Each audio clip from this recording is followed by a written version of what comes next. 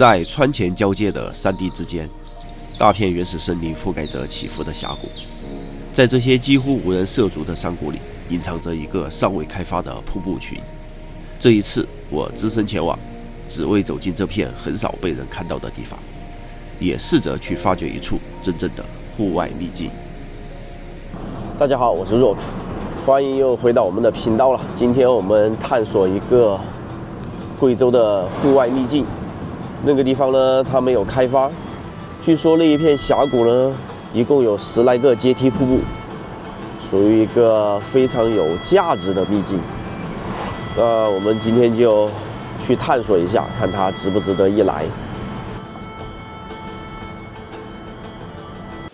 现在我们已经顺利来到了山脚，准备徒步。我的斧头已经准备好了。我们现在要从这里开始上山。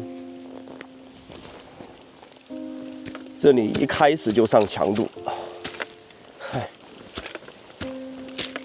最近这个刚到春天，走到这个陡峭的楼梯这里之后，我们就可以看到我们此行的目的地终点在对面那个瀑布。这一段爬山路我们走了5分钟，很轻松。当我们来到这个山脊上的时候，仔细听，山谷里瀑布的声音。据说这峡谷有10几个阶梯瀑布。我们现在来到了最高处，接下来我们需要一路往下走，去探寻一下山谷里的秘密。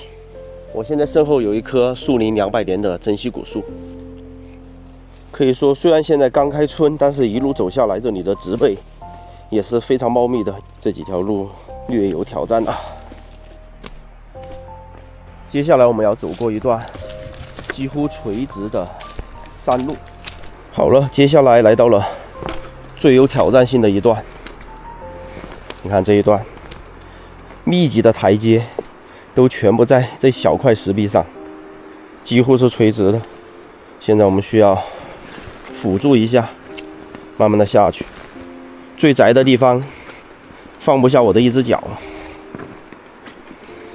哇哦，哼，这怎么搞？嘿，哇哦，还好还好，过了。来看一下，非常的窄这一段，留给我们脚通过的地方非常窄啊，过来了。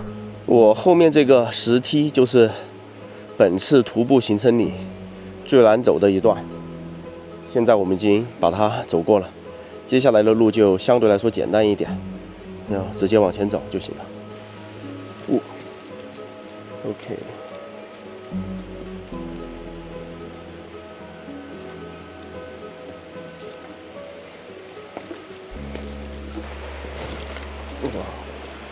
这地方越来越滑了，越靠近瀑布的地方越潮湿。我身后又是一棵树龄160年的水青树，这个地方的原始植被非常多。从侧边看过去的话，这棵树好像是一棵双生的树，每一棵的直径都在80公分左右。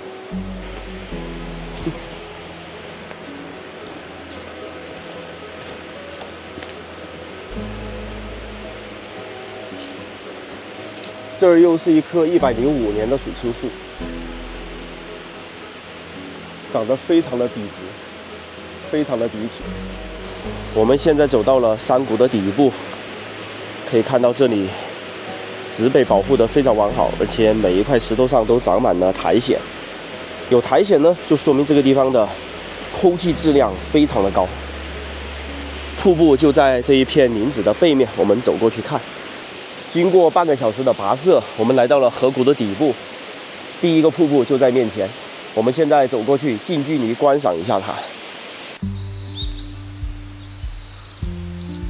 现在还没有到雨季，所以现在的水量还不是很大。一旦到了雨季之后，水会淹没到这里，就没那么好过了。但是那个时候瀑布就很壮观。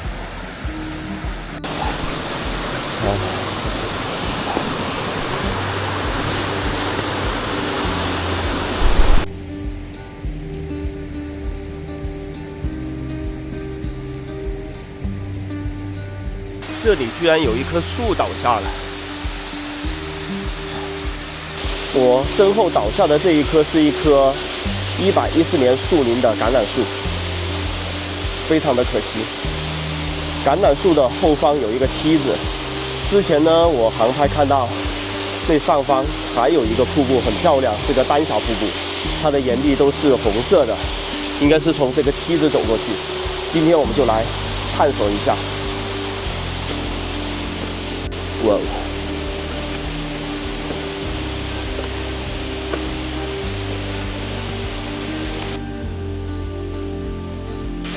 经过5分钟的小爬升，我们来到了刚才那个瀑布的上方。我感觉离那个瀑布很近了，就是上面那种丹霞瀑布。我们还要穿过一片丛林。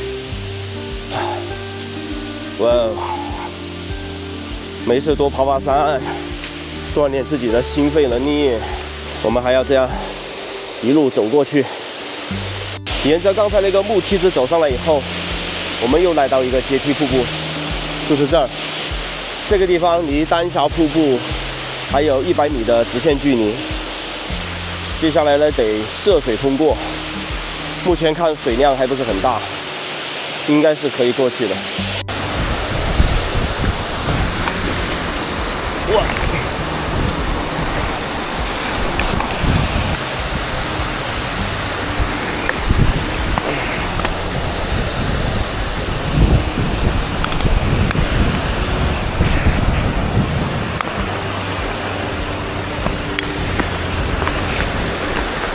爬上来以后，可以看到这边必须得涉水了，然后绕到那后面就是那个丹霞瀑布，非常近了。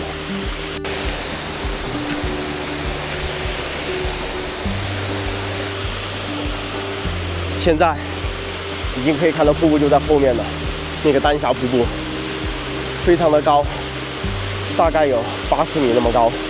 我们看能不能走进来，近距离去拍一下。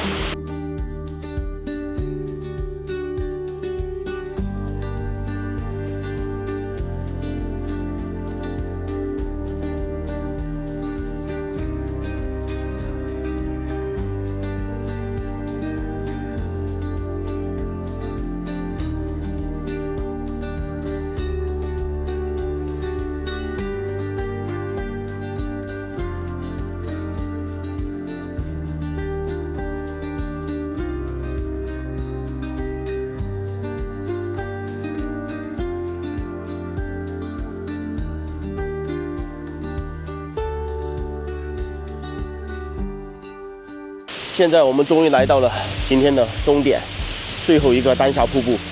今天我的所有的探索路线就到这里就结束了。其实上面还有，但是我设计的路线呢，通常是考虑到新手，所以说不会上太高的强度。到了这个位置，既能看到最好的风景，同时呢，它的徒步时间也不长。我们一路走过来，大概花了1个小时，就是纯走。如果要带拍摄，再加徒步的话，大概需要2个半小时，就多一点时间。那么今天的小众秘境探索就到这里结束了。最后，我要原路返回。不过刚才我发现一条可以不用涉水的路会相对安全一些。那今天就到这里了，我们下次再见。